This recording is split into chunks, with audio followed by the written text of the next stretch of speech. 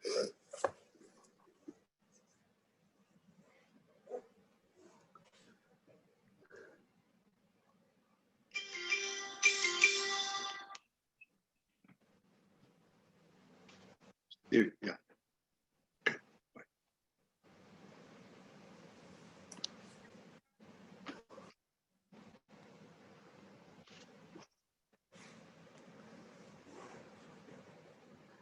Leo, I heard you're putting your own team in this year for BNBL. You have one Those more days year. are over, my friend. Oh my God. I'm only a second knee. I live my life vicariously through my kid, Eddie, although the commissioner still plays. You were a good player. I used to watch you all the time. Oh, thank you. We had a lot of fun back then. A lot of goodwill done in those mayor's games that we used to have. Yeah. And we had a pretty good ISD team back in the day. I think we used to play the Absolutely. city council, so maybe we can revive that. Right, right. Did you play basketball, Commissioner? You played. Yes. I'm still trying to now. I mean, not currently now. Okay. But I'm still active in the league. Okay. Before things got closed down. Yeah, right, right. Permission to coach. Yeah, it was tough too because my team ended the season in first place. We had a bye. We were ready for the playoffs, and then everything got shut down. Right.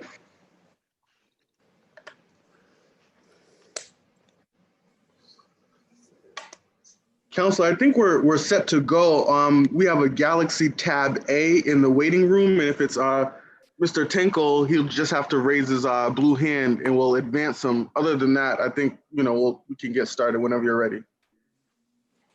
Okay, I'll do that. There it is.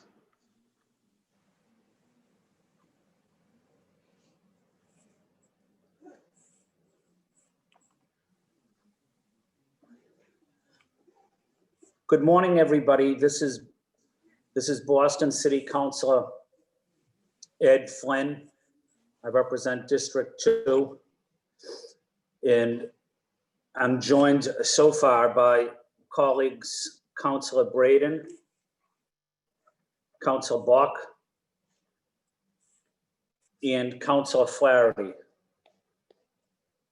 Councilor Anissa Asabi George, Council President Kim Janey. If I missed anyone yet, I will include them.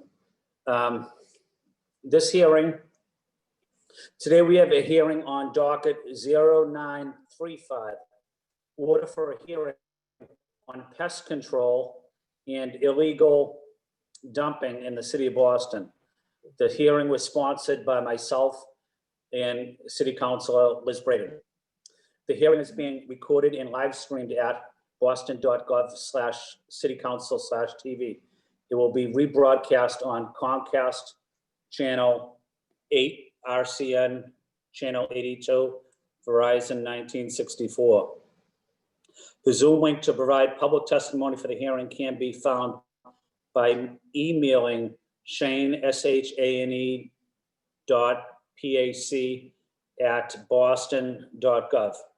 Please make sure that your Zoom handle is your full name. When you are called, please state your name and affiliation, residence, and limit your comments to 2 minutes to ensure all comments and concerns can be heard. If you are unable to provide testimony today, you may submit written testimony or a 2-minute video for our record by emailing the committee at ccc.cns@boston.gov or filling out the form on our website within 48 hours following this hearing. I will first let the sponsors of the hearing offer brief remarks, and then I'll ask my city council colleagues that are present also to offer brief remarks. And after that, we'll go right into the panelist, which I will introduce very shortly. At this time, Councilor Braden, would you like to open it up with opening comments? Thank you, Chairman Flynn. Thank you so much for your leadership on this issue. During the COVID crisis, we have heard increased reports of the problems related to rat infestations and rodents in our neighborhoods. However, out here in Alston Brighton, the pandemic, long before the pandemic, we had a problem with a perennial issue with rodents, to the extent that our neighborhood is colloquially called Rat City.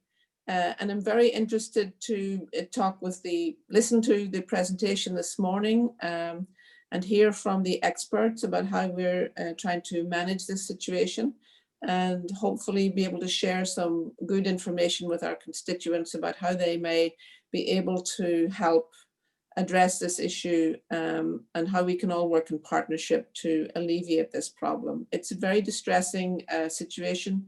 I spoke with a constituent last week who had rats in his home that had managed to get in, and it's a very difficult situation to resolve. It's not only emotionally distressing, but it's also potentially a public health issue. So I'm really interested and excited to hear what folks have to say this morning. Thank you. Thank you, Councillor Braden. I'll offer my brief remarks. As Councillor Braden mentioned, we have received reports of rodent infestations activities in recent months. And we have had neighbors reach out who are seeing an uptick in pest activities. This may be caused in part by the pandemic. The CDC has warned that environmental health and rodent control agencies should expect reports of unusual or aggressive rodent behavior due to restaurants and other food sources for rats and rodents closing down during this pandemic. At the same time, we should also talk about illegal dumping when discussing rodent control, as trash that is not properly disposed of can attract rodents and cause other public health issues. So I wanted to discuss ways that the city can adequately handle these issues, including talking about enforcement, public awareness, campaign outreach, about proper ways of disposing trash and preventing rodent activities.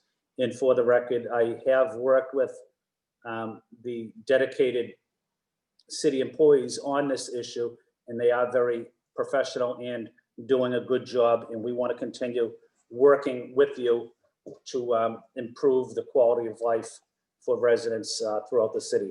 At this time, I'm going to ask my colleagues to offer a brief opening statement. I believe Councillor Bach was the first one, so I'm going to go to Councillor Kenzie Bach. Thank you so much, Councillor Flynn.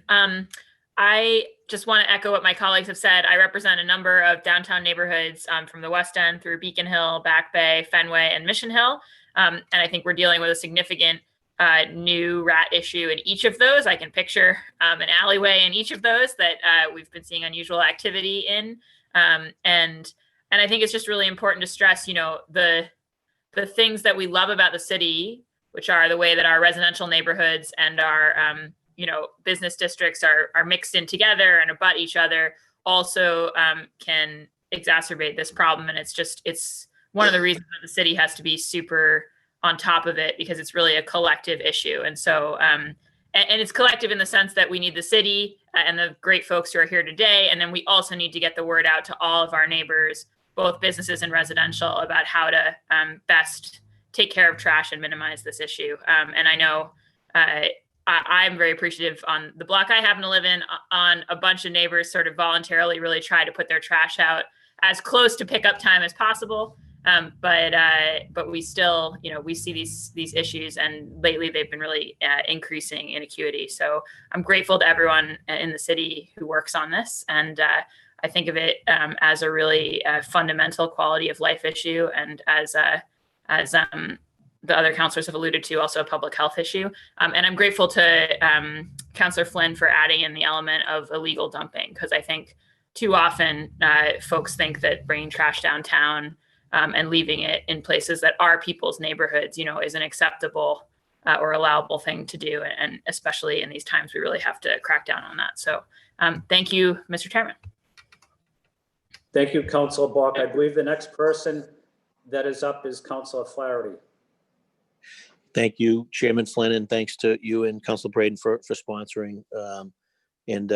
You and I have dealt with some stuff in our own neighborhood, but I'm getting calls citywide with an increase in visibility, particularly around our public schools that have the dumpsters, and folks are taking their household trash and other trash and debris and dumping it as if like no one's watching, no one's paying attention, but neighbors are watching and paying attention and sending photos, etc. So I've been dealing closely, obviously, with Boston Public Schools to either put some gates or locks around those dumpsters to keep a closer eye on it. But have to say to Commissioner Iris, your road and control division and in the code enforcement division has been super to deal with, very responsive, whether it's reaching out to Leo Boucher, who's on this call, and just jumps right into action. It's whether it could be Bobby Chan, it could be John Ulrich, even Ollie Gray.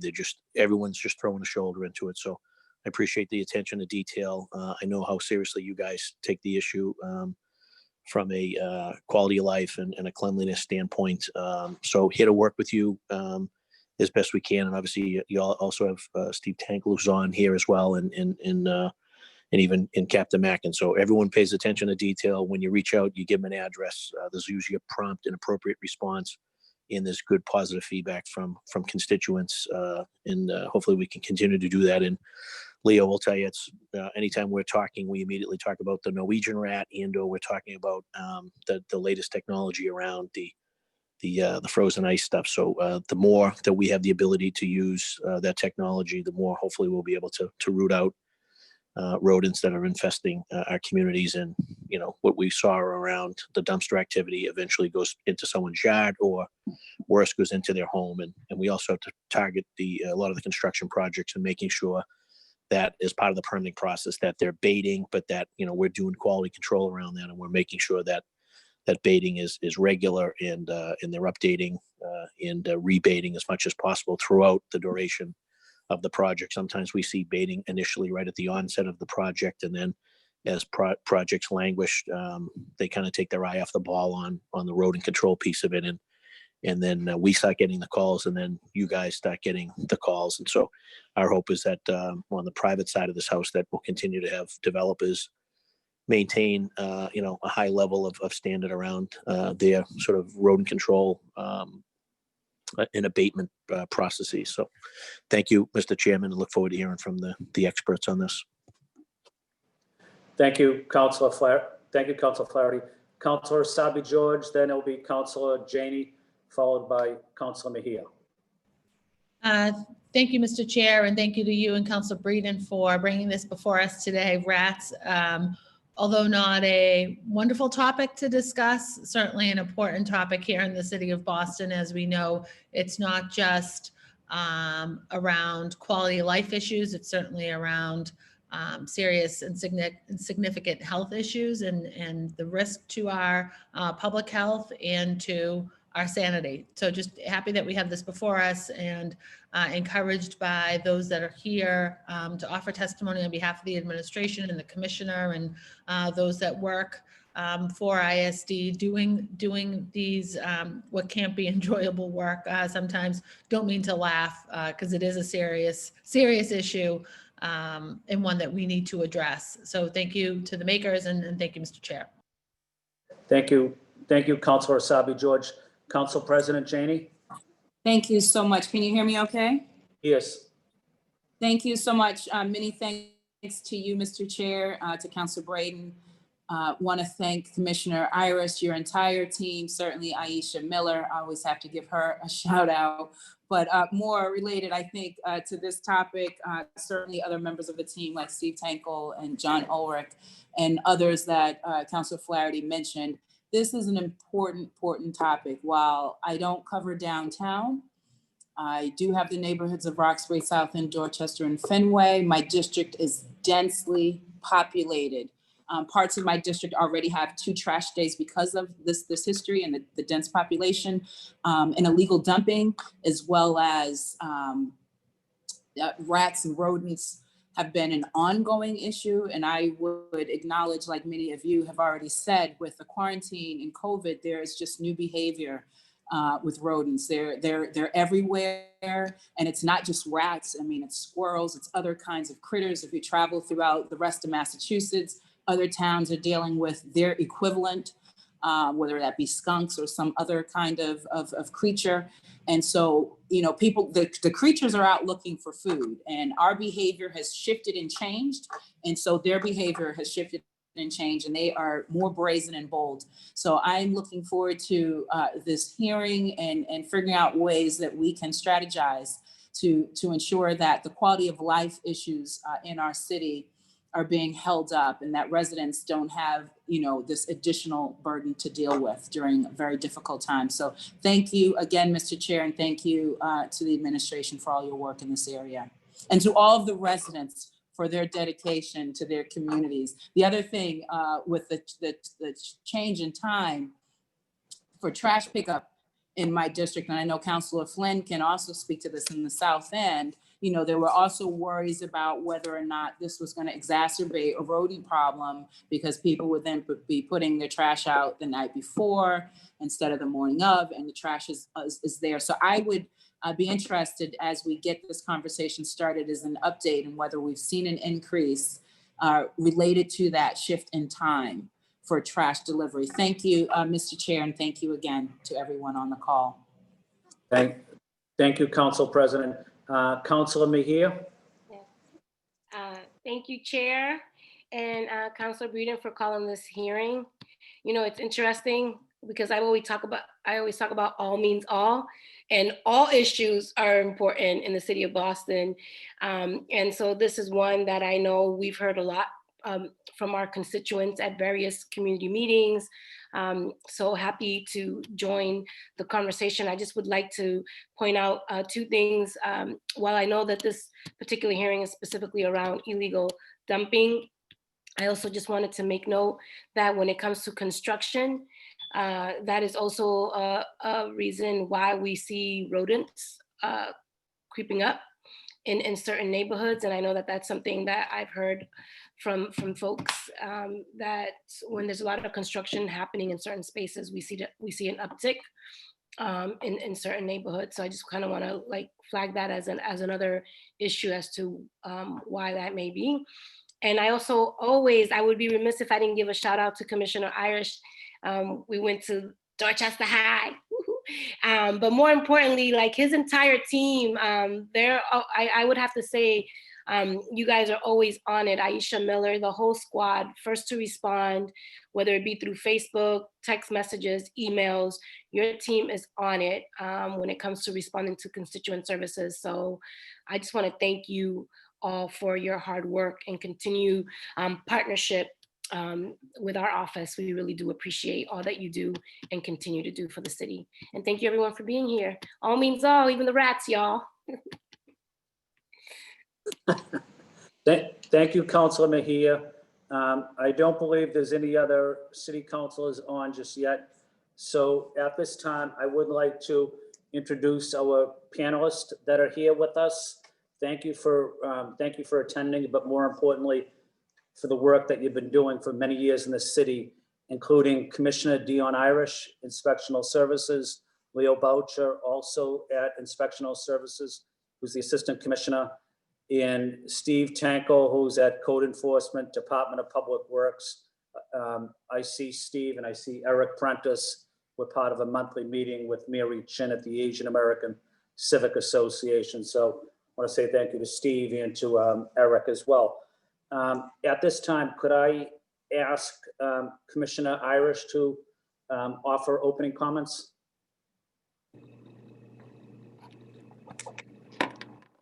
Good morning, Chairman, and good morning to all city councilors.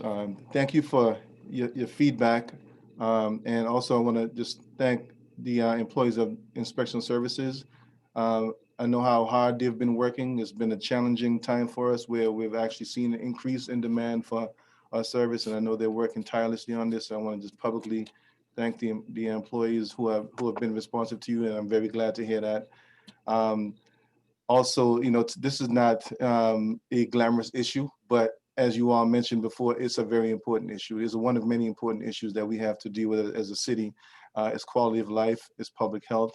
We take it seriously. The mayor takes it seriously, and I know you do, and I appreciate the fact that you're elevating it to this conversation so that we can publicly dialogue about it. We can share what we have been doing, hear your feedback, and also use it as an opportunity to educate the public, because this is truly one of those issues where we need everyone to be on board and to take all the steps that are necessary to keep rodent control population under control.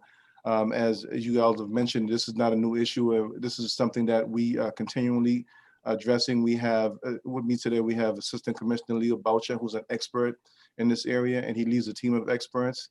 We have 14 and soon to be 15 licensed professionals who work for ISD who are dealing with this issue beginning at 4 a.m. on a daily basis. We have several shifts, 4 a.m. shift, a 6 a.m. shift, and an 8 a.m. shift. So we can actually do some work that needs to be done while folks are still asleep, so that they could wake up to a safe city, hopefully without any sightings. But we understand that we still see sightings, but it's something that we continually just need to work on. We have some core elements to our strategy. Public education is one of those elements. Enforcement, we have a variety of ways we do enforcement. We work along with code enforcement, and they'll speak to the fact that they're regularly issuing fines to address bad behavior. We also issue violations at ISD that lead to hearings, administrative hearings, and in some cases we'll go as far as taking cases to court because we take this seriously. I know we have currently like 18 cases that are in the court pipeline. Rapid response is also important to us. So I'm glad to hear from you that we're providing that. Proactive prevention, and as I mentioned before, public education is a key part of it. Whenever we see an uptick, we're doing leafletting, we're doing community walks, we're going door to door, and we're talking to residents in impacted areas so that they could understand what's going on and what steps they can take to alleviate the issue. And our folks are also licensed pesticide applicators, as I mentioned before. So in some cases, we are providing on a very limited basis private control just initially, and then thereafter we're requiring folks to have their own pest control put in place. But on an ongoing basis, we provide pest control for public places, parks and things of that nature. So I'll leave some of that for Leo to talk about. Well, we also enforce the city's site cleanliness ordinance, which is also critical, because controlling the rodent population is controlling their food sources, removing places of harborage. So our site cleanliness ordinance requires that any location that uses bulk refuse, that they have a site cleanliness plan that's approved by us so we can ensure the proper handling and disposal of trash. And there was a case this morning on my way in, ironically, when I was driving down Columbia Road, and I noticed a case where we had overflowing dumpsters. And I'm like, this is exactly what we're trying to address. So Leo was on it right away, and so that is being addressed. But I would encourage folks are reporting sightings to us. Those numbers clearly reflect that. But what I would also like to see is, and remind folks, is to also report to us when you see dumpsters that are overflowing, when you see folks who don't have proper receptacles, if there's no covers on them, if trash is overflowing in a residential property. Those all collectively contribute to this type of issue that we're trying to control. So I will leave it at there, and I'm going to ask Assistant Commissioner Boucher just to talk some more about the things that we're doing. I know that dry ice comes up on us, so you can talk about what we're doing with dry ice and whatever else you think that needs to be covered that I didn't cover. Leo.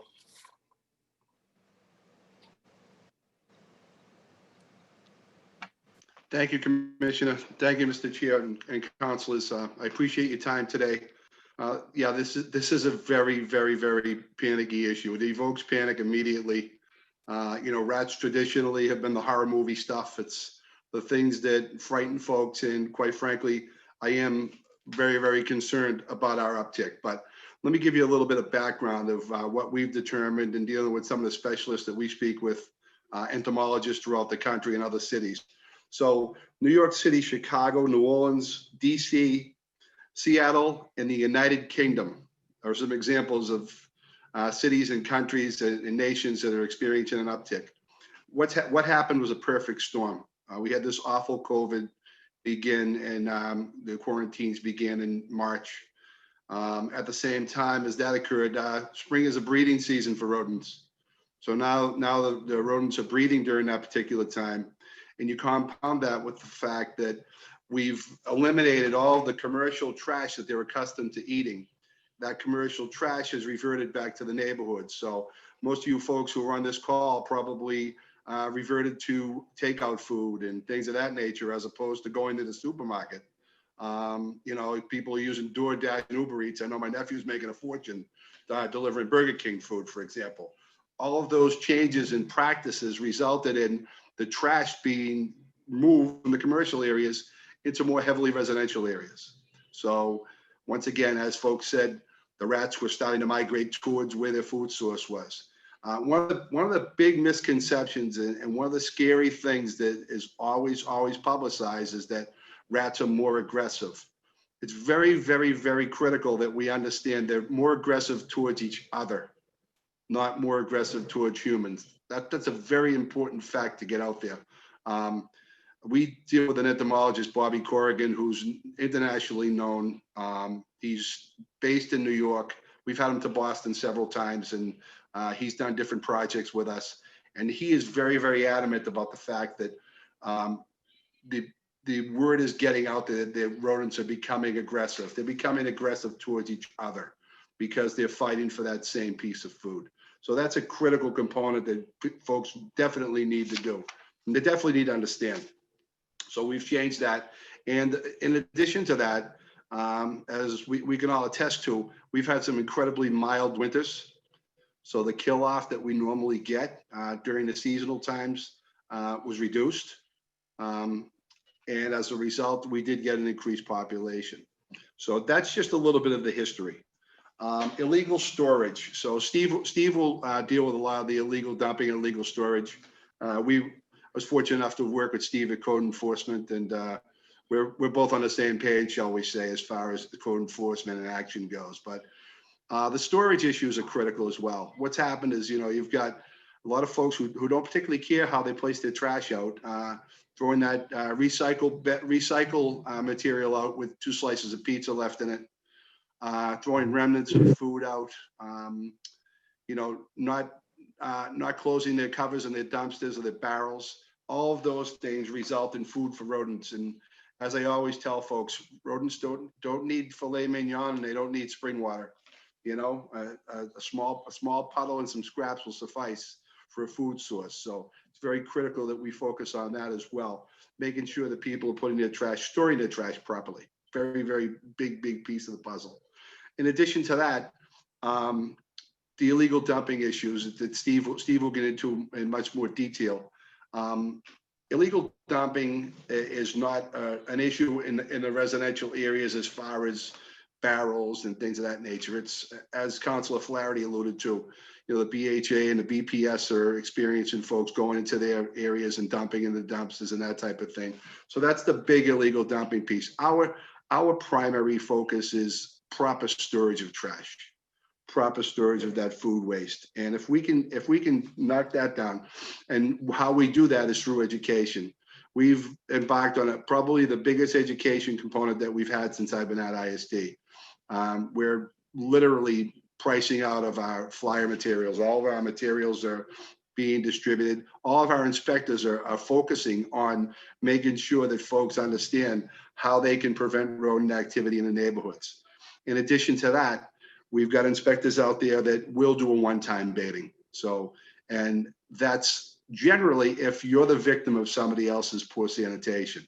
So if the property next to you is disrepair and you've got rodent activity, we as a city will make the commitment to assist you because it's the right thing to do. And because folks shouldn't have to suffer because the neighbor's not doing what they're supposed to do. It's ironic in a lot of situations we're finding now, the guys are much more diligent as far as getting good constituent contact. One of the biggest things you can tell your constituents, this is huge, and we do it every time we do a walk, every time we do an education.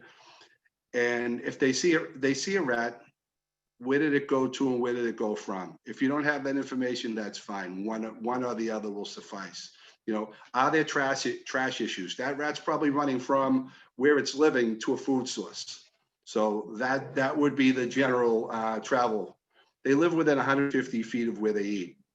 I think they've branched out, shall we say, because obviously the food sources aren't as available, but that's very, very critical that folks do that. And the other thing is I encourage people, 311, 311, 311. If I'm out in a neighborhood working on a complaint and I see a problem at an adjacent property, I put it into 311 because that 311 complaint automatically gets generated to ISD and automatically goes into my queue of complaints. So I could put that in there.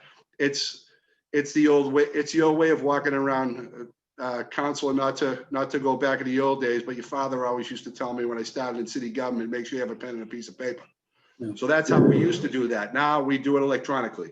We punch it into 311. We put all the pertinent information in there. When we get back to the office, it's already in the queue and ready to go to the inspector.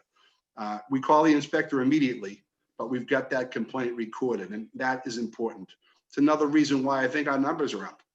Our numbers would be up anyway because of all the environmental factors, but I think folks are starting to use 311 much more frequently. And I encourage that. I'm not concerned about the number of complaints.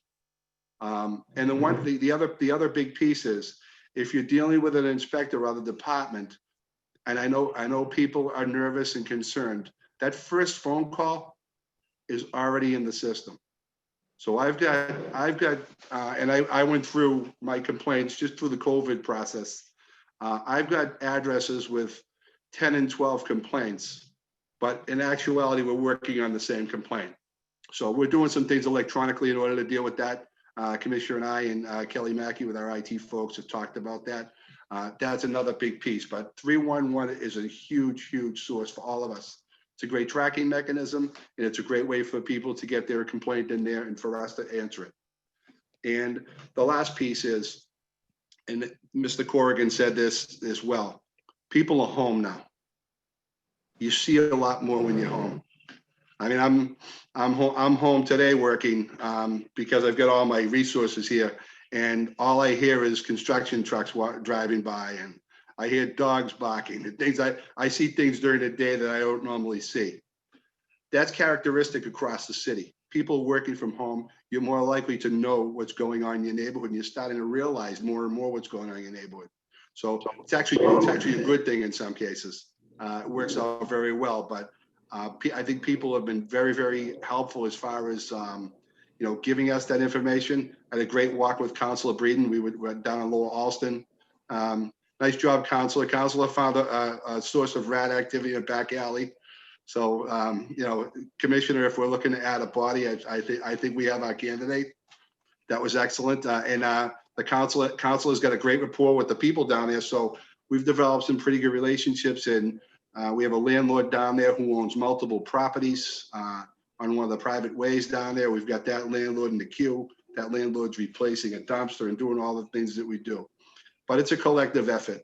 And the last thing I'd like to say is, can you touch on construction? Absolutely, I'm going to. That's also going to be our my last. multilingual efforts. Absolutely. Construction is a big component of rodent activity, but it's a big component at the beginning, particularly at the beginning. But as Councilor Flaherty once again said, we've been monitoring construction sites a little more frequently. So excavation could cause an uptick in rodent activity. It doesn't cause new rodent activity, but it uproots them, it moves them from their home. New water and sewer lines. Obviously, rodents live in the sewer system. So new water and sewer lines, things of that nature can in fact cause an uptick in activity. Our inspectors have become much more diligent, and we've become much more critical of rodent control plans for construction projects across the city. We've gone out to sites and seen inadequate pest control, 2 bait stations on a site where they're building a 12-unit building. So we've asked them to up their pest control. Inspectors are going back to some of our areas where we've experienced some particular issues due to construction. They're going back weekly, and the companies are providing weekly reports as to the pest control that's being conducted on those sites. We're really starting to push the envelope a lot more on construction. Now, the city ordinance requires anybody who applies for a lawn form short form demo, test borings, test pits, all of those things require a sign off at our road and control division. So that means they need to come into the department, or obviously now do it electronically, provide your own control information. And an inspector goes out and then does an inspection prior to construction or at the very beginning of a construction. That ordinance has been in effect for quite a while. It's a very, very good tool for us to address any type of construction related road and control. And the other piece is also allows us to put it on those construction companies that if in fact, or even a private homeowner who's doing their work, if in fact their project is causing rodent activity, they're required to assist. So we've got a number of different pieces. And Commissioner, the last thing I wanted to talk about is the environmental services staff and inspectors. I am probably the most fortunate manager in city government to have such a dedicated group of people. As Councilor Asabi George said, they do things that people don't really like to do. They do them better than anybody nationally. We've been lauded nationally for many, many years as having one of the better road and control programs in the country. That being said, we can always get better, we can always do better, but we're as good as our staff. Our inspectors are dedicated professionals. They do their job to the best of their ability. They're creative.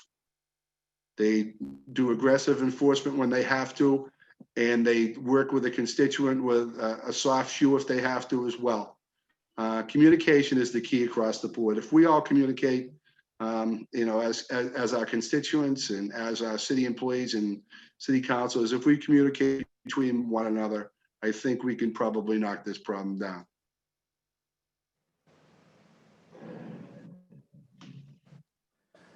Thank you.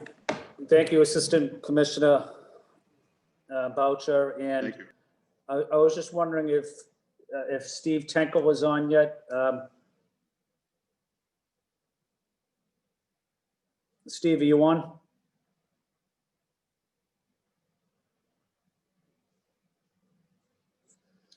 Okay, we'll wait for Steve. We'll get to Steve when he comes back on. At this time, I'm going to ask my colleagues to ask questions to the panelists. But before I do that, I just want to say thank you to the panelists for providing excellent information. It's informative, it's helpful. And I know neighbors across the city will be educated and know that this public health issue, this quality of life issue is being addressed by real professionals that know the subject very well. So I want to say thank you to the commissioner and to the assistant commissioner as well. Councilor Braden, I'm going to ask if you want to start off the question period. Thank you so much, Councillor Flynn. Thank you, Commissioner Irish, and thank you, Leo. I did enjoy I called it our little rat safari that we did down in Alston. I learned so much about how you look at a situation and figure out what the problems are. You are a professional, and I learned so much about the issues that contribute to rodent activity in the neighborhood. And so thank you so much for that. It was very enlightening. I just had a question about whether, what is the protocol for construction? You know, a lot of the neighbors often say, oh, this problem was not the problem until they started building somewhere. Is there a particular protocol for monitoring construction? Yes, there is, Councilor. So at the beginning of the construction project, as I said prior, anybody who pulls a short form demo, anybody who pulls an ALT permit, an erect permit, any lawn form requires a rodent control sign off. So the process and procedure would be at the inception of the project, they would have to come in. They have to submit that pest control report and their level of service to us prior to the permit being issued. So the permit can't be issued if there's existing rodent activity. Once again, as I said, it can certainly create an uptick. The construction can create an uptick, but once again, we do require them to maintain that level of pest control throughout the project. That being said, we're not there every day, but if in fact there is an uptick and we do get a complaint, there are different things that we can do. We can incorporate the building department into the process as well and let the building department know we're experiencing an uptick in road activity. We need to reach out to the contractor, let them know that this is what we expect. We do that as well because they provide a contact name and number at the beginning of the project. So that's the person that we're required to, and that's the person that we will deal with throughout. But there are multiple sanctions that we can impose, including the building department taking a good long peek at it. Very good. Thank you. That's good to know. And are there particular regulations about the number of bins that are required for a household? You know, I think, as you said, we're generating a lot more trash because we're living at home these days. But, you know, I do know in our neighborhood there are households with a lot of folks, and the landlord doesn't seem to be providing enough trash receptacles. Is there a particular number that are required or recommendation? Not a particular number, but they are required to provide receptacles that are large enough or numerous enough to contain the trash up to the time of collection.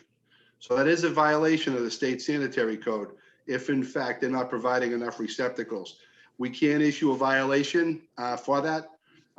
It's, as I said, it's a violation of the state sanitary code with regard to trash storage. So absolutely, there's a specific, not a specific number, but there's a specific regulation that governs that. That's good to know. Thank you. And the other thing is, I was doing a little background research, and I was reading about rats in parks in New York, and they were lauding the effectiveness of a big belly compressing trash bin. And I don't know what your thoughts are on that particular approach to helping with our trash disposal. So it's funny, I received an email a couple of weeks ago from one of the sales folks from Big Belly. I'm the wrong person to send it to. That being said, they can be effective, but they laud them as rodent-proof receptacles. They're not. Rats can get into a hole the size of a quarter. They can chew through concrete. They can find their little nooks and crannies. And if those big bellies aren't maintained, they're very, very expensive to maintain and repair. So in some instances, they could be effective. I'm not saying they're not effective, but I think the company is in the middle of a big marketing piece right now. And I knew that right away as soon as I got the email and the content of the email. The good thing about the big bellies, and Steve, you might know a little bit more in the public works, but good thing is, you know, you can monitor them electronically. There are a lot of different aspects of them that are really advantageous, but once again, I think the key is having enough receptacles to store the trash up to the time of collection. Very good. Thank you, Leo. I'll let some other folks ask their questions. I think I've had my time. Thank you. Thanks, Councillor. Thank you very much. Thank you, Councillor Braden. Councillor Bach? Thank you, Councillor Flynn. And thanks again to the whole team. That was very educational. And I'll just say that from my office's side, we've really appreciated all the help with a lot of acute situations that have cropped up in the last few months. I guess the question I had, it connects to something that Council President Janey mentioned. So you all know that there was a shift to a 6 a.m. Trash pickup start time. And there was a lot of concern about it in the neighborhoods I represent, especially the ones where people don't use bins, right? Where you just put the trash out on the street. And particularly because it's just, you know, that hour earlier from 6 to 7 makes it harder for people to get up and put the trash out in the morning as opposed to the night before. And so I was just wondering, I'm still hearing from people a desire to go back to the 7 o'clock time. I know that there's been an increase in residential trash during the pandemic, and so the earlier start time is helpful to the crews. I was wondering if there's any prospect of like a tracker or something that allows people to kind of know when the trash trucks are actually gonna roll through their neighborhood, because one of the things I've heard from people, especially those working from home, is, you know, if there was that technological capacity, they would just hold it and put their trash out, you know, shortly before the truck was coming their way. But it's not quite predictable enough always for them to do that. And so I'm just curious, as we kind of think about all options to deal with this issue, whether there's been any conversation about something along those lines. So Council, that would be more of a Public Works related question. Public Works oversees the trash collection for the city. That being said, I mean, quite frankly, I'm a 5:45 guy, so I put my trash out in the morning, only because I'm a firm believer in the fact, and it's a proven fact, that the less time the trash is on the street, the better. So I know I don't know the particulars, but you're kind of in an area where I don't, quite frankly, oversee that department, but I do it in the morning, and I'm a big morning person as far as trash goes. We encourage folks, if they can, to put it out at that time in the morning, because it's as it's starting to get light out, our friends are starting to go back to sleep, we hope, you know. Yeah. So it's a bit, for lack of a better way to say it. But yeah, Public Works handles the trash collection and regulations. Yeah, and I'll take it up with Chief Osgood. I just think, yeah, I'm actually a 6 a.m. Once you hear the trash truck, I can still get downstairs out of bed that way. But I do think it's obvious that pushing it back an hour earlier just makes that much harder for a lot of people. So Sure. I'll follow up with him on that. I guess one question I have for you is, how do you guys approach, and maybe you covered this when you were out with Councilor Braden, but recently I've had a number of situations where there's really rats up and down a whole alleyway. And obviously the tricky thing is, like, you don't sort of want to solve one property on the alleyway's problem just to push them down to another. So I'd love to understand kind of how you guys deal with those larger swaths like that. That's one of the most important concepts of road control. Going out to a complaint at one address and dealing with that one address doesn't resolve your problem. So if it's a problem on the street, you're inspecting all the addresses. If it's a problem in the alley, you're inspecting the whole alley, and anywhere around it, anywhere that you think that rat activity may be emanating from, you have to do a complete inspection of that entire area. So if this is a particular alley, Council, please email it to me. Of my guys go up there. If it's a public alley, we'll bait the public alley. Mm-hmm. The city will do public way baiting. So we bait those problem calls you get about parks. We get those problem calls that there's a hole in the sidewalk, light poles. Sometimes a light pole has a burrow in it, or a tree pit in a street. Our guys handle all those complaints, and we do the pest control for that. Great. Yeah, no, I think you guys have been out to deal with one in one of my neighborhoods, and I may have another coming your way. Yeah, no, thanks so much for that. And my last question is just, in terms of the regulations, I know recently we've had also code enforcement's help with removing some excess empty dumpsters that were just becoming a dumping ground. And this was in the Fenway. But we have had issues with dumpsters where we can't get a landlord to add a lid to them. And I'm just wondering whether there's a rule about them having to have a cover that's securable on top. So every receptacle is required to have tight fitting covers. That's a dumpster, a barrel. What we do in a lot of situations is we'll encourage folks to use the barrels with the attached lids. Makes it much easier, particularly if you're a landlord. Makes it much easier for your tenants to flip the lid open and flip the lid closed. That being said, I mean, we were all 21 at one time, and not as responsible as we should be, but we encourage that. But they're required to have tight fitting covers on any receptacle. That's a dumpster, that's a trash caddy, that's a barrel, that's a recycle bin. All of them are required to have tight fitting covers. So, and if it's a dumpster, a bulk refuse receptacle, we can issue a site cleanliness warning and then a violation. So the site cleanliness violation is a $1,000 fine. So it's significant. So it gives us the teeth that we need to deal with the bulk refuse receptacles. So if that, once again, it's a particular location, absolutely get it to me. We'll have somebody out there hopefully this afternoon. Great. Thank you so much. And Thank Mr. you. Chairman, I think those are all my questions. Thank you, Councilor Bork. The next person is Councilor Flaherty. Before we go to Councilor Flaherty, Shane, can you just check, Steve Tinkle is having difficulty getting into into the meeting, could you follow up with him, please? Absolutely. Thank you, Shane. Councilor Flaherty? Thank you, Chairman Flynn, to Leo Boucher. Leo, you had mentioned that you believe that there's been an increase in the population due to kind of the last couple of mild winters. Do we have any idea or ballpark estimate as to how many rats, or particularly Norwegian rats, we have in Boston in the thousands? Any idea? Not even a clue, but most folks don't do that. The entomologists can do that.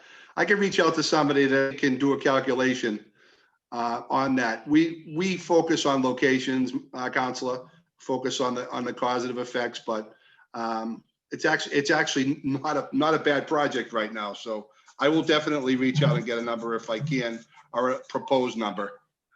I guess it's probably easy to measure what we can see when they're up and out visible, but I got to assume that there's a lot of activity that we don't see or goes Sure. undetected or unreported. And just curious So as to I kind of said, get a sense as to what that number is compared to other cities. And if for me, it would be important just to make sure that we're staying ahead of it, and Okay. or we're putting a dent in it. And then maybe just talk, as you and I have talked about it, maybe more for the edification of my colleagues, is just that the dry ice and that technology that's available, and are we using it? I know there was a little bit of a snag early on with respect to whether, I don't know if it was claims of proprietorship or if it was, there was some litigation I think ensued, but I know that it's an effective tool for us, particularly for the rats that are burrowed, under parks and under buildings and stuff. But maybe just shed a little light as to how that technology works. So we're back on the docket with dry ice. It was a long process. We had to figure out a mechanism to do it. In order to explain why we weren't using it, I have to do a brief history, very brief. So we were dealing with some Harvard University folks about pest control, and CO2 came up, and one of the professors said to a pest control guy, why don't we look at using dry ice? It's the same chemical compound as CO2. It can be buried into the burrows and it emanates through the burrow system. And quite frankly, it euthanizes the rats in the burrow system. So we started to do it, and we used it very heavily. So at the time we started, the price for us to buy 50 pounds of dry ice was $25, which wasn't a bad day. Ultimately, what happened was there was a complaint lodged with the EPA that said it was being used as a pesticide, and because it was being used as a pesticide, it needed to be registered. So it became registered.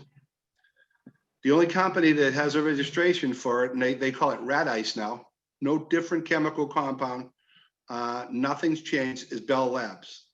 So for us to use dry ice, we have to purchase labels from a pesticide company, Univar, up in Woburn, who's the only local vendor. We have to take those labels to Rockland Dry Ice Corporation, who's the only licensed vendor for dry ice. And we have to pick it up there. During COVID, we added a 6 a.m. shift to our department for rodent control.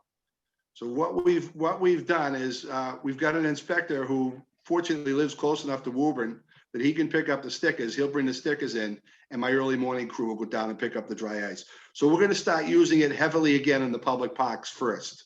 Common, public garden.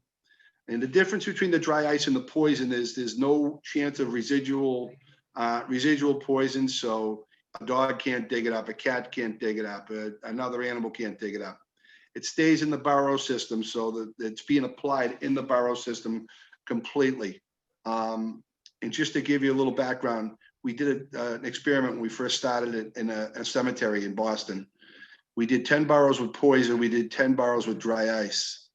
Of the 10 burrows with poison, 7 reopened. Of the 10 burrows with dry ice, 3 reopened. We did a second application of dry ice, and the burrows didn't open again. We did a second application of poison, and 3 opened.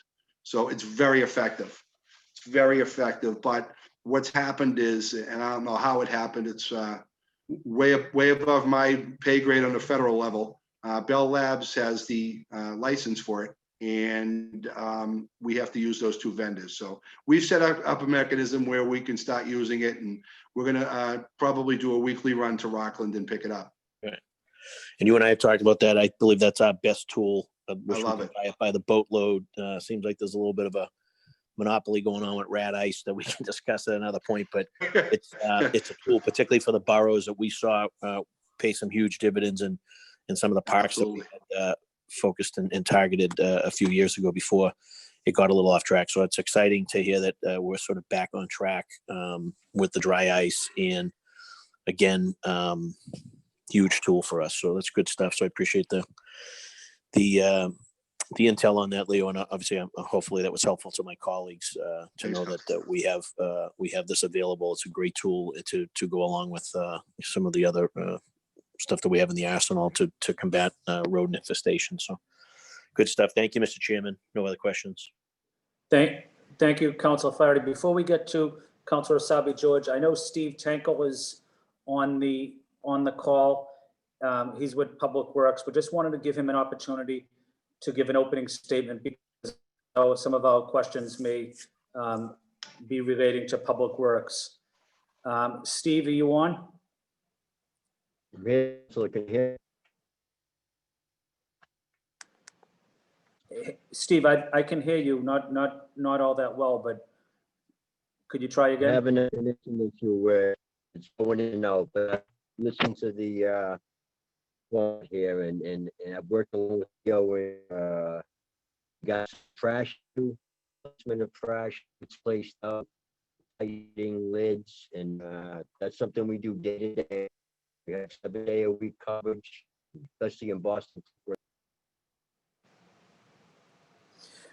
Steve, I think we lost you there. You weren't coming in clearly. Maybe Shane, can you go back again and try to help out Steve, please? And in the meantime, I will ask Councilor Asabi George to continue with questioning. Thank you, Mr. Chair, and look forward to Steve's testimony, because I'm sure that he has a lot to add, especially based on his long experience here at the city. I have found this morning's presentation so far very informative. Didn't sort of think I could learn this much about rats and rodent control and all that. So just, for me, it's been more of an education. And again, how do we, in figuring out the best way for us as a city to respond to both the quality of life concerns and issues that the growing rat population and rodent population in particular have on our city and on our residents, but really to better understand the public health issues and the public health concerns that a growing population might have. So just, for me, there are no questions. I continue to learn and appreciate the leadership of the chair and the sponsor today. Thank you, Councilor Flynn. Thank you, Councilor Asabi George. I'm going to take Councilor Mejia out of order. Councilor Mejia, some questions? Yes, thank you. Thank you so much for allowing me to go out of order, Councilor Flynn. I really do appreciate it. And want to just thank President Council Janey too for allowing me to go in. I have a 12 o'clock, but I am curious, just really quick, in terms of just language access and whether or not the information that we're communicating is, my question is always all about interpretation and how we're engaging folks who don't speak English. I think they also have a responsibility in that. And I'm also curious about the number of trash cans that are in neighborhoods. I've seen in certain neighborhoods there are more trash cans than others, and I've seen trash just pile up. So I'm just curious about what we're doing to add more trash barrels in certain spaces. And then just to go bouncing off of Councilor Bach's comment about the tracker, does the city keep a centralized dashboard of complaints about the rats that people see? And this could be helpful for people who live in the area with lots of rats, so that they can be a little bit more cautious about how they're handling garbage and opening and closing doors. And I know we're talking about rodents and rats, but I'm also curious about mice. And I'm going to assume that the mice are also part of the rodent situation, because sometimes they come into your house. And just curious about whether or not you've heard anything in regards to mice? Or are you guys just, when you talk about rats, you're also including the mice and the ones that are cohabitating in people's homes too?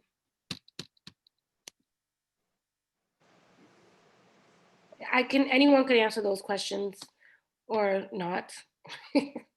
I'm just curious. You could pick any of them and just answer whichever one you want. I'm Yeah, fine. so, no, thank you, Councilwoman. We can answer them.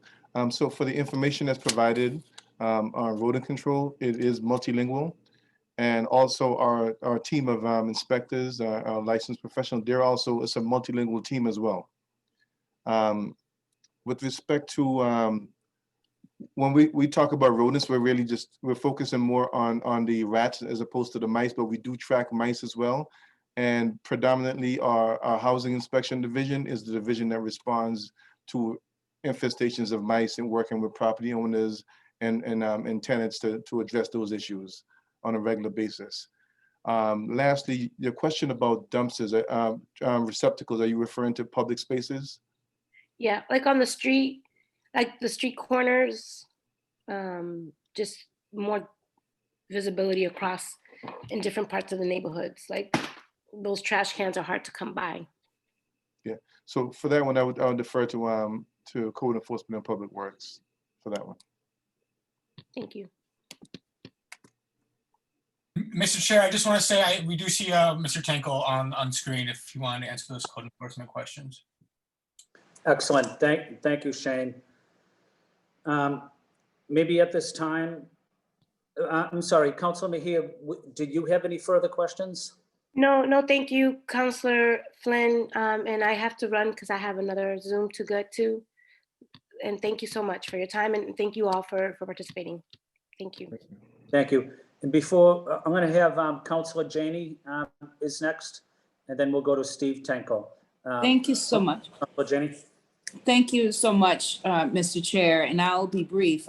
I'm really interested in following up along the lines of Councilor Bach's question, understanding that trash pickup is a whole nother city department, but this change, there was still a worry that the change of moving from 7 to 6 would create an increase in rodents. And so what I would still be very interested in having is the data that tracks that change and whether or not we did see an increase. Now, it may be hard to determine given that this is in fact the perfect storm, as was outlined earlier by a panelist, that the change in time is the reason, but I would be interested if we could look back and see when that change happened, did we see an increase of rodents? This is a big challenge for all of us. And I also heard comments of an increase on illegal dumping, and that, school buildings that have dumpsters that are not being used and people are coming to dump stuff. But illegal dumping has been a big issue in my district pre-COVID. So there are empty lots that I have in my district. I'm sure others around, there are other counselors that could talk about their districts as well, but these empty lots can often be a magnet for illegal dumping, and not, someone taking their garbage bag and putting it inside of a dumpster, but literally leaving whatever, whether it's tires, whether it's old computers or televisions, whether it's their own personal trash. That has been an ongoing issue. And I just wonder, I know we've been speaking a lot, talking about the rodent situation, which is really important. I wonder if we could spend a little bit of time, and maybe Mr. Tanko will speak to this issue. I know we've been working with him around the lots in my district and the illegal dumping that happens there. But I just wonder if we could spend a little bit of time on that issue as well. Thank you, Mr. Chair. So 2 things, the data around the change in time and whether or not we saw an increase in rodents, and then just a little more time talking about the illegal dumping issue. Thank you. Thank you, Council President. Commissioner Irish, do you want to take the first one, and then we'll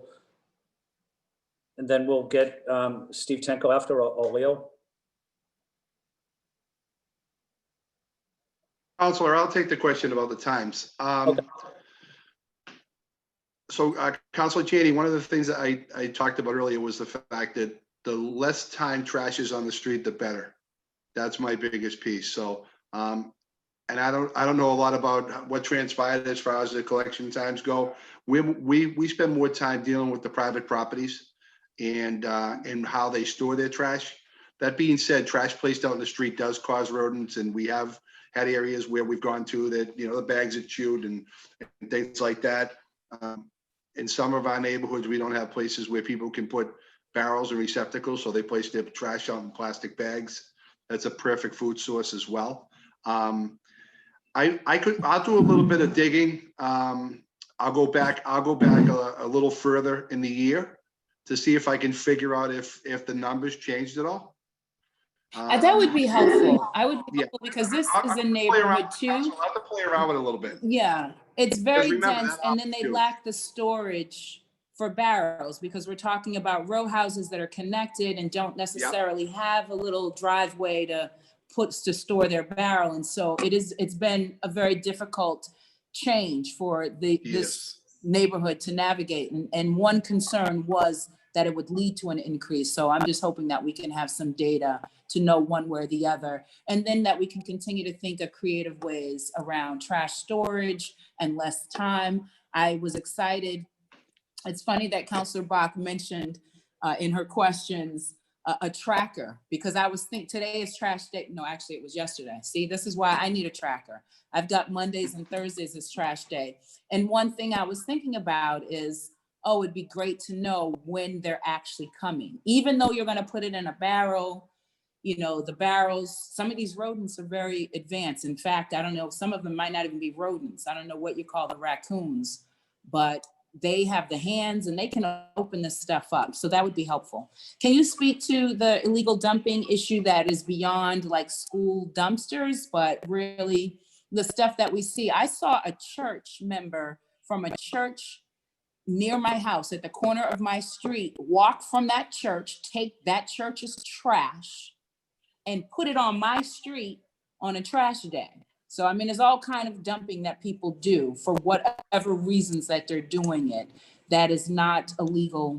That is illegal and should not be happening. Could you speak to those kinds of issues? So if that building is zoned as a church, they're required to secure private pickup. And that's what they're not eligible for city pickup. So that happens. I mean, we've had issues where, and if Steve is still on, he can attest to this. We've had issues where folks have come over the border from Milton and other towns and Newton on the other side and put their trash out for trash collection, you know? One of the huge problems. Steve, are you still on? I don't want to overspeak for code enforcement. I'm just talking about it from our perspective. That trash coming in doesn't make our job any easier, because now we've got somebody else's household trash coming in and adding to our pile, so to speak. But that is illegal dumping. It's a violation of the city ordinance for illegal dumping, and our code enforcement would oversee that. Thank you. So if the church is that big of an issue, I would have an off the cuff with Director Tankel after this. Thank you. So I think Director Tankel, he's still having some connection issues. So I will add that the city does have a trash app that does send notifications on trash day. So I would encourage folks to go to their website and sign up. Yeah, does it the track though? So it's kind of like the Where's My School Bus? Yeah. Tracking is what we're kind of talking about. Not a reminder that today's my trash day, but your garbage truck is 20 minutes away. Make sure Something more real your time. barrels are out. It's that kind of thing. Okay.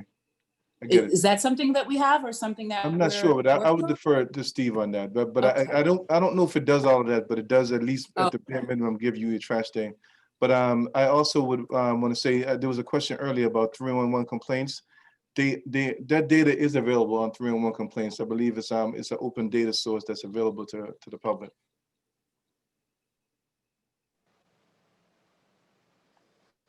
Thank you. Thank you, Commissioner. Thank you, Council President. Let me try one more time to see if Steve is with us. Steve Tankel, are you with us?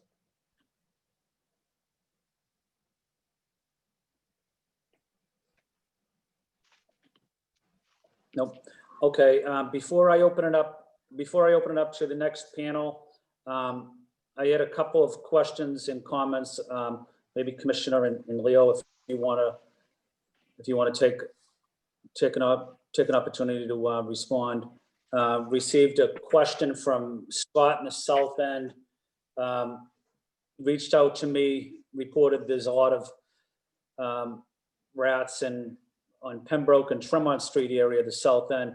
But he mentioned when the case is closed on, I believe, 311, it's VICOR, which is violation corrected. Residents are wondering if we can be more clear about what that means, and if when closing these cases, can we provide what information was actually done or what was accomplished? That is usually recorded in the record in the system. I'll double check on the technical, but if that violation is closed, there are usually comments that accompany that. So let me find out exactly what happened there. Thank you, Leo. Was there a specific address? Because if that's happening, I mean, one of the big issues is if the violation was corrected, either A, they didn't find, they should be putting no violation if they didn't find a violation. If the violation is corrected, that means that the violation doesn't exist. So let me take a look at that. Counselor, is that a specific address? Just a I can do a query. I'll do a query. Yeah, Leo, I have a specific. Okay.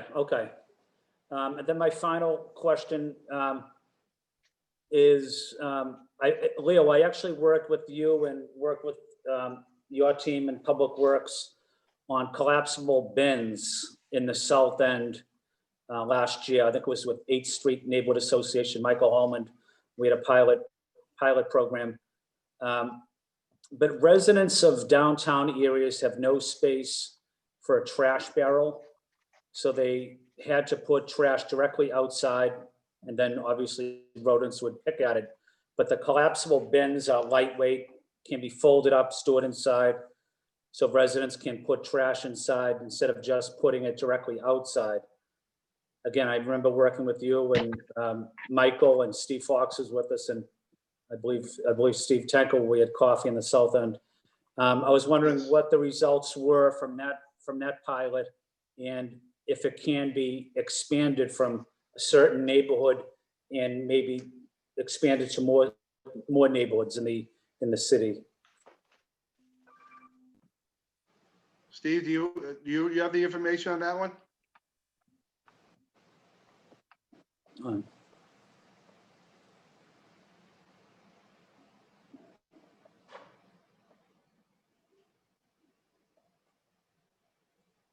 Yeah, I can see him on the video, just not sure if he's able to respond.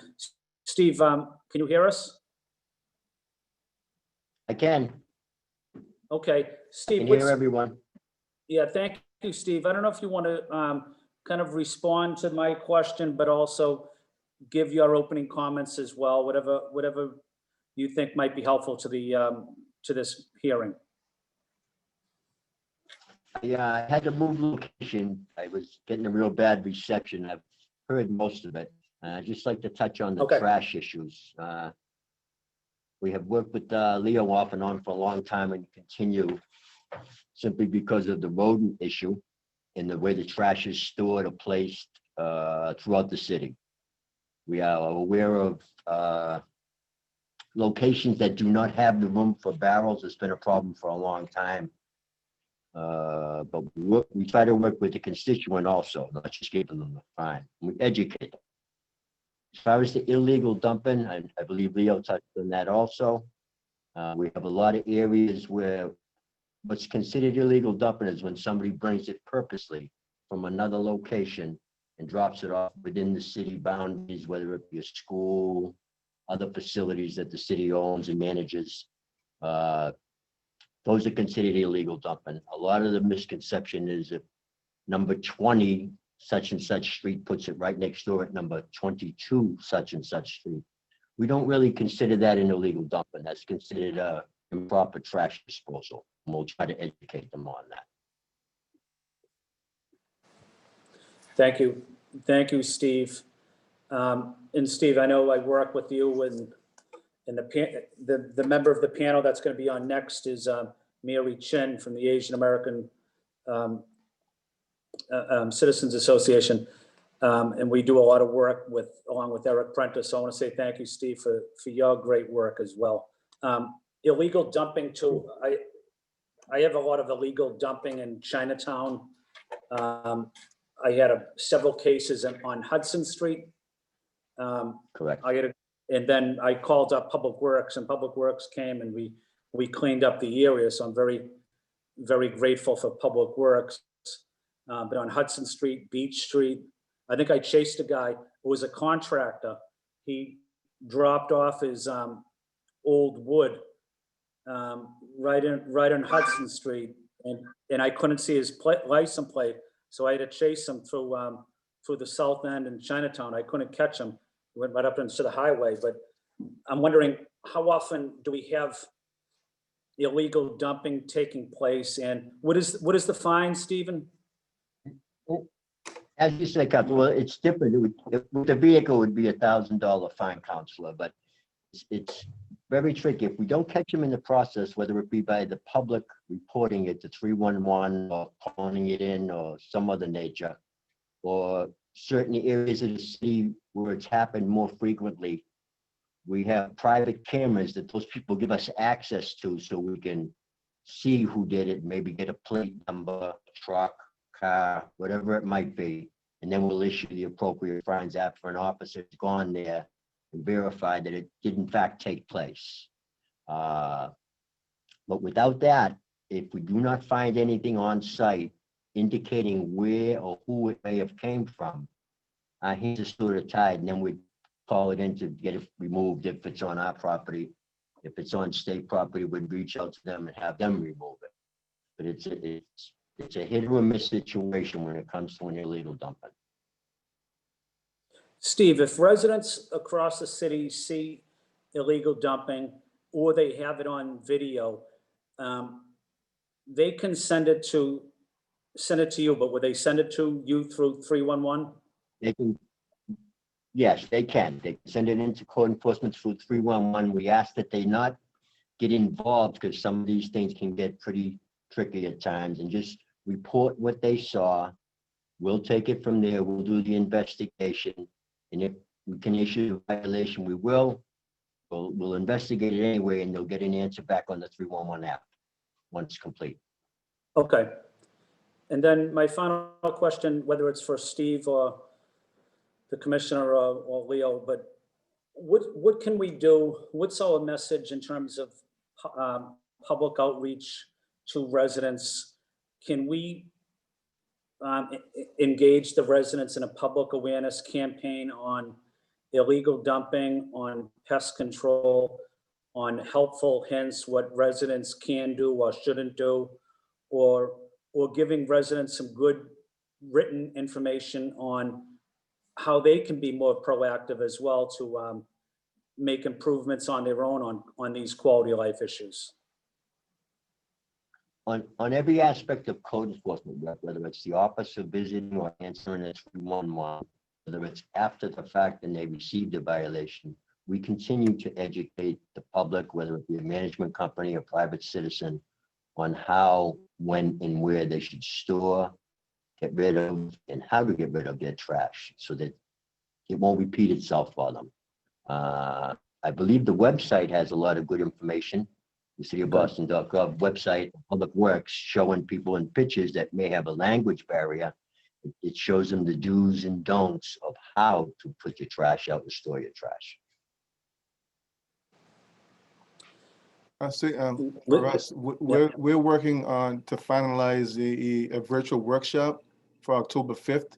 So as soon as we get those details fine-tuned, I'd like to share that with you, Councilor, and the rest of the council to help advertise that. It's a virtual workshop where we're going to get into a lot of details about our erosion control and the work that environmental services and the ISD Housing Division does, and also the best ways that folks can access our services during COVID-19. Thank you, Commissioner, and thank you, Steve. And I think that would be very helpful. We have a young city A lot of young people have moved into Boston, and at least 4 or 5 nights a week, these people are eating pizza and Spuckies and all kinds of food. And then they just disregard their trash, whether it's on the street or in their yard. But a public awareness campaign would be a critical part of making improvements on these quality of life issues. So I want to say thank you, Commissioner, for the work that you've been doing, as well as Leo and Steve and Eric and Dan Manning and Aisha Miller and so many others, John Elrick. But I don't have any further questions for this panel. We're going to go into a second panel. You can stay on if you want, but it's not necessary. But we have some other guests for the second panel. So we're gonna shift right now to the second panel. But on behalf of my colleagues on the City Council, I want to say thank you to the ISD team. I want to say thank you to the Public Works team and the Mayor's team as well for engaging us in a very informative discussion. Thank you, Mr. Chair. So yeah, we'll log off, but we'll continue to watch and take notes. Thank you. Thank you, everyone. Thank you. Thank you. Thank you very much. And at this time, thank you. Thank you. And at this time, we're going to shift to the second panel. I do apologize that the first panel ran a little late, but it was a very informative discussion. Some great information provided by our city employees. But having said that, let me go right into our second panel. Mr. Anthony Disidoro, who's the president of the Alston Civic Association, Mary Chin, who's the executive director of the Asian American Civic Association, and Edward Heisch, also from the Asian American Civic Association as well, and Amy Goon. So just wanted to open it up to first to Anthony Disidoro. I see him on the phone, on the video. I knew Mr. and Mrs. Disidoro. They were wonderful people. They had a cottage right near my in-laws up in Maine. And what I loved especially about going up to visit my in-laws was seeing Mrs. Disidoro. She used to make the best thing of Italian meat sauce. So I would go up there and she'd have a big bowl of spaghetti and a big thing of meat sauce for me. So that's the reason I really like Tony Disidoro. Thank you, Mr. Chairman and members of the committee. My name is Anthony Disidoro. I am president of the Alston Civic Association. I want to thank Councilor Flynn and Councilor Braden for sponsoring this hearing and elevating what is becoming an increasingly serious public health and safety issue in our neighborhoods. Despite reassurances from Inspectional Services Department in the past, the situation in Alston Brighton continues to worsen. Multiple sightings on any given day is becoming the norm. As reported on Boston 25 in July 2020, quote, the biggest surge in rodent complaints is coming out of Alston Brighton during the pandemic, an 88% increase compared to last year, end quote. Let me quickly focus on 3 main areas. First, real estate development.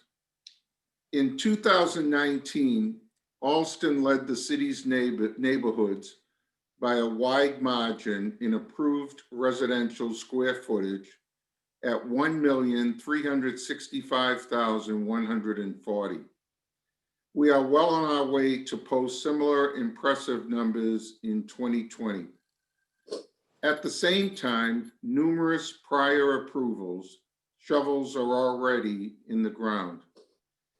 This extremely strong demand for housing, commercial, retail, and lab office space results in construction that disturbs their nesting ground or hiding spots, forcing them out into the open.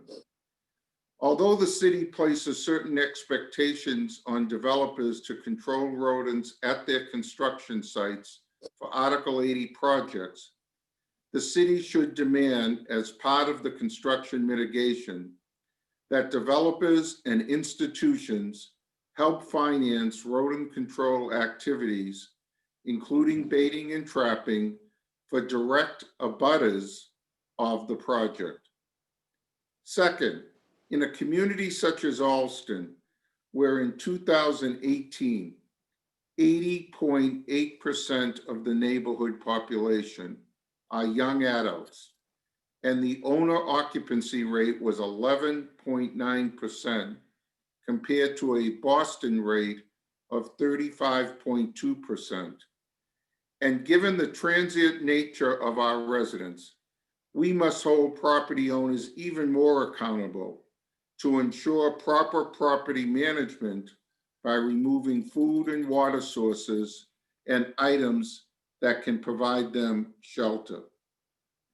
Also, Inspectional Services Department needs to be vigilant in requiring that any property owner seeking zoning or building code relief from the Zoning Board of Appeal certify that their property as a source is rodent-free. There is nothing like attending an abutters meeting with an investor looking to expand the footprint and number of units in their building, which will result in higher profitability, having rats running around his property because one was negligent in effectively managing the property. There is a community responsibility here that is undeniable. Third, the infestation levels around our public spaces, including parks, libraries, cemeteries, and schools, is totally unacceptable and violates the social compact between the city and its residents. Let me be clear.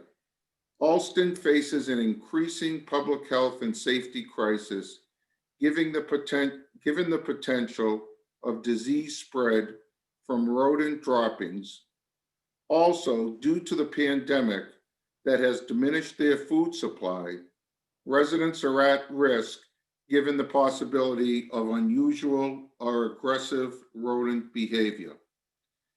Let's not give our residents another reason to permanently leave our city, especially families who form whatever community fabric we still have remaining. Also, let's not be derelict in our duty, which forces residents to take matters into their own hands and disperse poison and traps in an irresponsible manner, endangering people and other forms of life. The city needs to step up and recognize that there are consequences to the public policy they continue to pursue.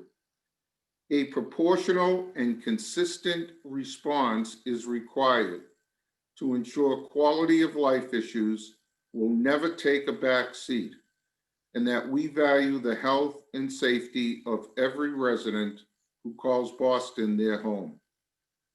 I extend an open invitation to the Inspectional Services Department to present at the monthly Alston Civic Association meeting, whose membership has expressed a strong desire for an update and Q&A session with administration officials. Thank you, Mr. Chairman, and I'm available for any questions. Thank you, Tony. And the next person on the panel is actually several people from the Asian American Civic Association. I think you're all in the same room together. So wasn't sure if Mary wanted to start or how you wanted to do it, but wanted to open it up to the Asian American Civic Association. Thank you, Councilor Flynn. Can you hear me? Yes, I can hear you. Is that Mary? Okay, yes. Yes, I have a number of people in the room here at AACA, some representing actual business interests. Auntie Amy Goon is not in the room. She is at home, but she is on the line. Let me first thank you very much for putting this together. We've been frustrated over at AACA and in Chinatown for a while, but we do appreciate the work that's been done by Leo and by Steve Tingle and Eric. Even though I say that we have been friends working together on a cleanup Chinatown committee that's been going on for a few years. Sometimes I think that we can lock heads here, but I think it's for the betterment of this community, for the public health concerns of this community, and for the economic health of this community, because Chinatown is actually a business district with many restaurants and many other kinds of businesses. And having the community stay safe, become cleaner, is just something that we've been talking about for a while. Auntie Amy Goon reminded me this morning that the first Cleanup Chinatown event that she remembers was actually presented through Frank Chin, Uncle Frank, where and many of you may know that Frank was the purchasing agent for Boston for many years. And then in '85, Amy herself started a beautification committee that lasted for 25 years. So that family has really inspired me to continue to do the work with her. I would like to introduce to my right, Edward Shea, H-S-I-E-H, Shea, sounding like an Irishman, but basically very Chinese. He comes from a really strong background of environment work, and I'd like to hear from him today. Also to my left, I have the executive director of Buds and Blossoms Childcare, which is based in Boston. And that's Jeannie right here to my right. And then we have some people who work in Chinatown or actually live in Chinatown that are also invited today. So let me ask you, Edward, to speak. Thank you, Councilor Flynn. So as Mary said, I do have a background in litter. So before I became COO of AACA, I spent about 7 years working on the state level in trash and recycling as executive director of a nonprofit dealing with the state. In fact, I dealt in public space recycling and litter in partnership with the MBTA and the city of Cambridge to launch an MBTA public space program to reduce litter there. So that's where I'm coming from in terms of my knowledge in this area. And I have to echo what Mary said. It's been great working with Steve, Eric, and Leo. They've come to our meetings and they've been very helpful. So several things I'll go over here first. So as several of the council members mentioned, like this problem in different neighborhoods has been going on even before the pandemic. Yeah. I mean, I walk through Chinatown. I've been in Chinatown in different capacities for over 16, 17 years. And, if you walk down the street at 8 p.m. on certain days, you'll see all the restaurant trash on the curb, in piles. A lot of it's not in a proper bin. And then that's also a problem that's exacerbated by the residential parts of Chinatown. And it becomes a problem. And so that's something I know that Steve has been working on hard to work with the neighborhood to reduce that issue, but it still happens to this day because, education is tough. And so it heartened me to hear that you're increasing the number of code enforcement officers and that there are court cases out there right now to deal with the worst violators. But enforcement is one small part. I'm hoping that the council may take a look at the penalties that are put out there to see if there's any room to increase them or to change them, to increase that sort of impact on the neighborhood, to let people know this is not right to do. On top of that, the education, I think, is very difficult when you're dealing with a transient neighborhood where, a lot of the residents are businesses and not, people who stay here after a certain hour. So with that in mind, that sort of third leg of what, really is effective that they talk about when you talk about Keep America Beautiful research and whatnot, there's enforcement, education, and convenience. So convenience is something that I think several people on the previous panel touched upon, the idea of the bins. Chinatown is one of the areas that does suffer severely from lack of space to put bins. And so there has to be some sort of investment, some sort of innovation to make it happen.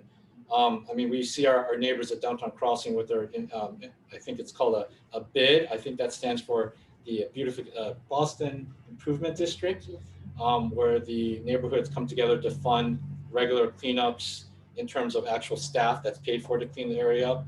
That's something that we'd be very interested in exploring here. Obviously, Chinatown is not as affluent as Downtown Crossing or the financial district. So if the city council could work with us to find ways to either fund that or to allow the neighborhood to put into that and contract out on its own instead of, you know, tying into whatever the normal system is, which is a slightly more expensive system. And the other angle to that too, a bid could be an innovation district too. So one thing we see in exemplars in the trash world, like Seattle, San Francisco, all those other areas, is that the neighborhood comes together and the city comes together to fund special approaches.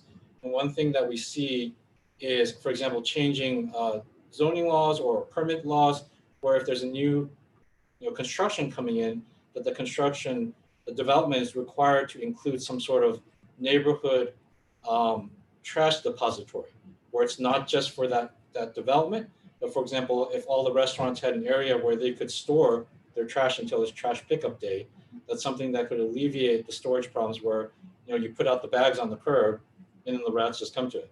So, I mean, just for example, we look out our window at AACA down on Tyler Street, and the building right across the street has all their bins right outside because that's the only place they can put them. So if there were a more communal area, like on this block, where they could store them safely, that would help alleviate that problem. And obviously that's not something easy to do when everything's already densely packed and developed, but as new permits come up and whatnot, that's something that could be considered. Thank you. Thank you, Ed. And I have Jeannie. okay, if you could, maybe if you could keep your comments for 1 minute or so. Sure. If possible. Good afternoon.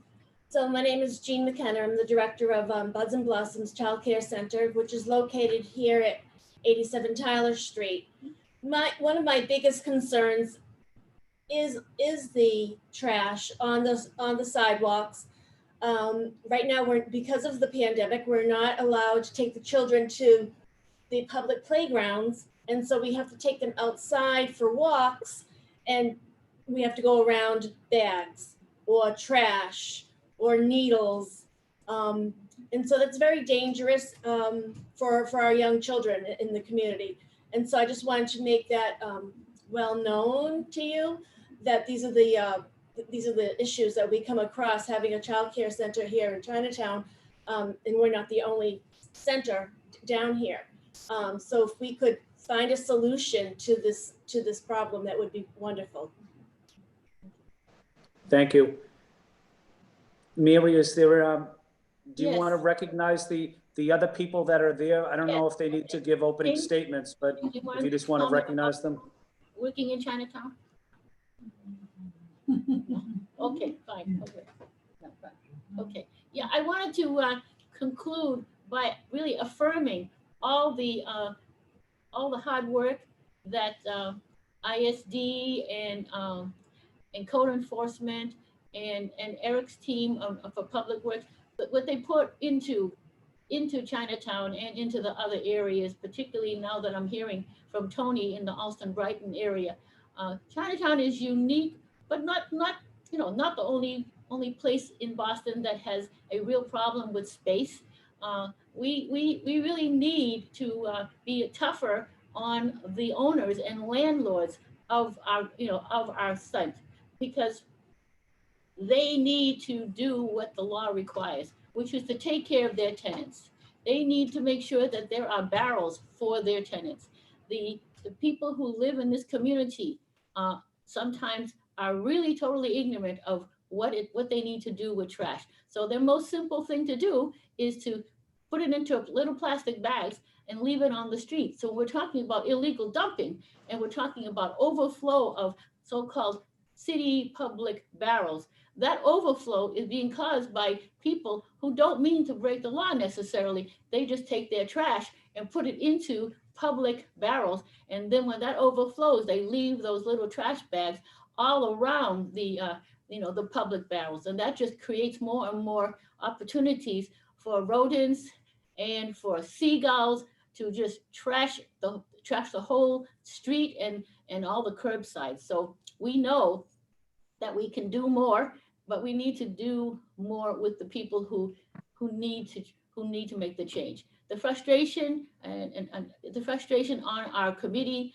has been the fact that we don't see that a beautification day is the answer to the problems in Chinatown or in Austin Brighton. The problem will be to really have more code enforcement, higher fees, higher penalties, and have our community do our part, which is to change our behavior, educate ourselves, and then enforce ourselves. So I'll stop there, but thank you very much, Councilor Flynn, for making this possible to meet together. Thank you, Mary, and thank you for your team there. With that, I'm going to open it up to Councilor Braden for questions to anyone on our panel. And then after Councilor Braden, I'll ask the remaining councilors that are still here with us to continue the Q&A. Councilor Braden? I don't have any further questions. I really just want to thank everyone for their participation. I've learned a lot about the problem in the neighborhoods, especially our friends from Chinatown. Thank you for participating. And thank you, Tony, for raising up the issues in Alston Brighton. I look forward to really helping spread the word and get working with Tony and in our neighborhood, our local neighborhood associations to try and get better buy-in in terms of what individual citizens and residents can do, and then also see what we can do with developers and see if they can help stem this problem at the source, so to speak. So I think this is a beginning of an ongoing conversation that I'm looking forward to working with folks on. Thank you. Thank you. Thank you, Councilor Braden. Councilor Bach, do you have any questions or final comments?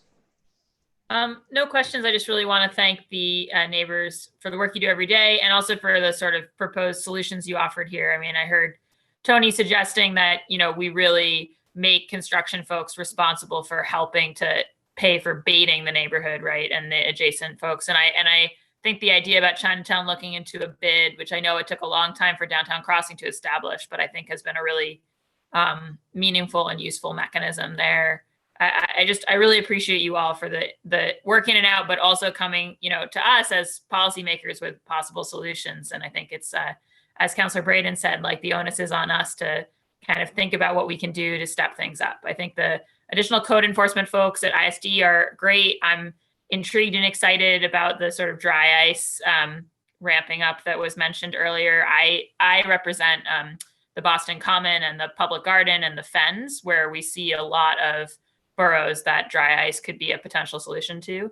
So it's good to know that our city departments are working on things, but I think we also just need to think about how we can strengthen the regulatory regime around this. So thank you all so much. And thank you again to Councilor Flynn and Councilor Braden for calling this important hearing. Thank you, Councilor Bach. I don't believe I have any other city council colleagues with us. So having said that, I do want to thank the panelists for being here, for your tremendous work, for Mary and her team in Chinatown, and so many of the organizations that are doing wonderful work. And I agree. I think we need to have more enforcement, but also increase the fines on people that intentionally disregard and disrespect the residents by illegal dumping. There's nothing worse than seeing someone throw their personal trash or even business trash onto the streets of our neighborhood or in our city, and from outside of Boston, come into Boston to litter and to ruin the neighborhood. So I agree. I think we need to have more enforcement, more fines as well, public awareness campaign, public education campaign, and everybody working together, putting that photos that you might have of illegal dumping into the 311 system, as Steve Henkel mentioned, and providing some information about the illegal dumping. It's happening all over the city in various neighborhoods. So having said that, I want to say thank you to my colleagues, Councilor Braden, Councilor Bach. I want to say thank you to my central staff from the Boston City Council for excellent work. Shane and Candace, I believe. Thank you for being on here and for working with us. It was a very informative meeting. I want to say thank you to Neil from the Mayor's Office, ISD, Public Works, and on behalf of my colleagues on the Boston City Council, I want to say thank you for people that are watching. And this is what my committee, I hope we will continue doing, is working on issues that impact residents, impact their quality of life, making sure we respond to these 311 requests or comments, getting back to people, trying to improve the lives of residents across the city. It's not a sexy topic to talk about, but it's the nuts and bolts of city government that's crucial in our neighborhoods.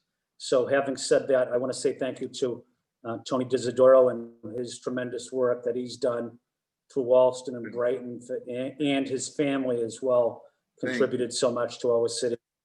And having said that, thank you, everybody, and looking forward to maybe having a working session, continue the conversation, maybe sometime over the next 60 days. Thank you very much, and thank you for joining this informative meeting. Thank you. Thank you, everyone. Thank you. Stay Bye-bye. well. Thank you so much.